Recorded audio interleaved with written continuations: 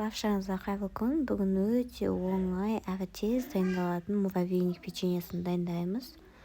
Ол үшін осы бөлме температурасындағы майымызды қолымызбен ұнмен араластырамыз.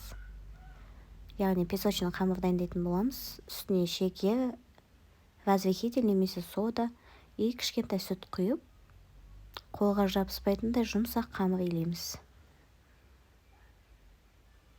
Қамырымыз дайын. Енді осыны 2-3 бөлікке бөліп, мұздатқышқа, яғни морозильникке салып қоямыз 2-3 сағатқа. Міне салып алдық, қатты. Енді печкамызды қосып дайындап қоямыз. 180 градусқа қойып, содан соң қамырымызды теркадан өткізетін боламыз.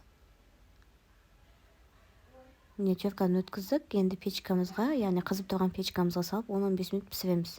Піскен қамырымызды осылай оқтаудың көмегімен немесе блендердің көмегімен майдалаймыз. Майдалап болдым, енді ыдысқа салып, осылай сгущенка қосамыз, яғни вареный сгущенка мен кәдімгі сгущенканы мен водяной баняда ерітіп аламын. Сол кезде печеньеміз жақсы араласатын болады.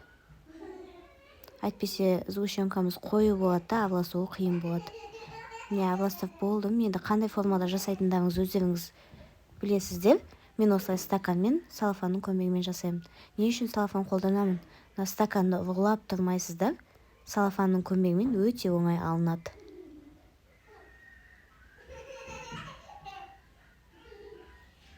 Міне осылай жасай береміз. Муравейнигіміз дайын. Енді тоңазытқышқа, яғни холодильникке 2-3 сағатқа қойып қоямыз. Сіздермен болған аяулым. Сіздерге де жасап көруге кеңес беремін.